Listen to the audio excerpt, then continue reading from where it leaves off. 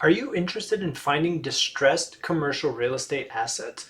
Watch this video to find out the two main types of distressed assets and how you can buy them in the upcoming recession.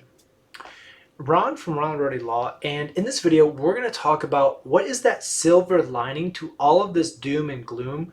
Everybody's worried about rising interest rates, everybody's worried about the economy, we have tech layoffs. There's a lot of macroeconomic signals that are saying that, this is going to be a tough year, there's going to be a recession. On the other hand, for those investors who are looking for deals, who are looking for opportunities now, this is your moment. Okay, you've got to buy because this is one of the best buying times to make money is during a recession or buying when others are fearful. I talk about this in some of my other videos, but like Sam Zell, right? You don't make $1 billion buying at a 4 cap and selling at 3.8. That just doesn't move the needle. However, if you can buy that same multifamily property at an 8 cap, if you can buy that at a 9 cap and then hold it, get cash flow, and then turn around and sell it at a 5 cap, that's how you make real money in commercial real estate. All right, so as you know, if you follow this channel, smash that like button. Please subscribe. You're going to get more useful tips, legal tips, and investor tips for industrial commercial real estate. Let's get started, okay? Distressed assets. What does that exactly mean? Now, there are two main common definitions, and the first is going to be a physical distress, and the second is going to be more of a financial distress. The physical distress primarily relates to operations. So, we talk about this a lot, but managing a property and having a well-run property is critical. And there are a lot of operators, there are a lot of people who own property, whether they purchased it, they inherited it, whatever, that don't manage the property well. Over time, if you have a poorly run property, there are going to be signs of operational inefficiencies. You're going to have dilapidated equipment. You're going to have worn out paint. You're going to have defects in the parking lot. Your doors aren't going to function. Your HVAC. There's a whole host of physical problems that manifest after poor management.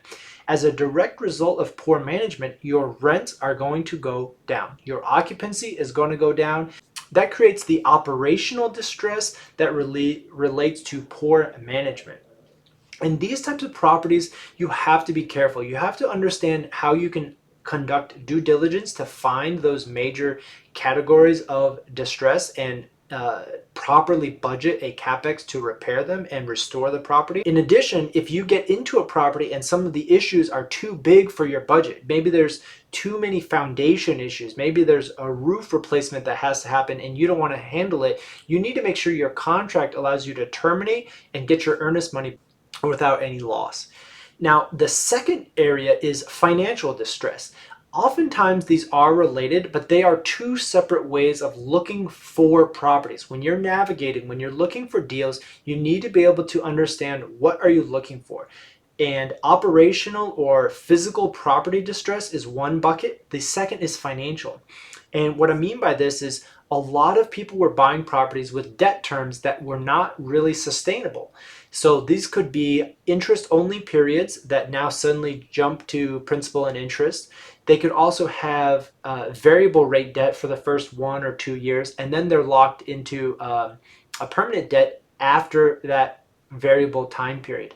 So these people may have put debt on a property that was unsustainable, and either they had higher projections, they didn't account for proper expenditures while managing the property. There's a whole host of reasons why financial situations can put the property in a bad position of leverage.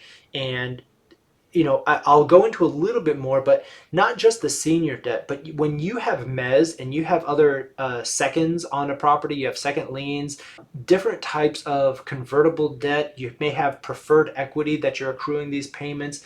There are a whole reasons why the financial cap stack, the capital stack, the variable debt obligations, even just the cost of capital. If you've signed debt that was too expensive for the property to maintain on a stabilized as-going basis, you've put yourself in a bad position that you need to exit. And with loans coming due, you may find even a Fannie outlet doesn't do what you need. So for example, Fannie has increased the cap rate. So if you have cap rate expansion, and if through COVID, supply chain disruption, labor shortages, if you weren't able to execute your value add plan and raise your rents, you are in a tough position if you have debt that is maturing in the next 12 to 18 to 24 months, because the capital markets has drastically shifted. And if you don't have additional equity, whether the investors can do a cash call, whether you come out of pocket, whether you find a well-capitalized partner, all sorts of solutions, but what is the right one for you? Some operators and some borrowers don't want to deal with trying to solve or save this property.